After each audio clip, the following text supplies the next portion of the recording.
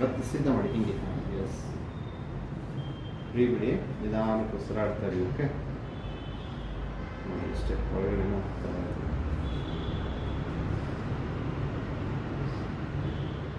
ಗೊತ್ತಾಯ್ತಾ? ಇದೆ ಬ್ಲಾಕೇಜು.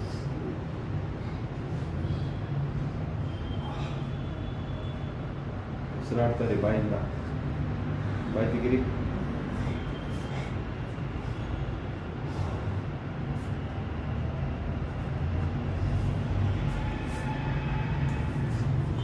ತೆಗಿರಿ ಬಾಯಿ.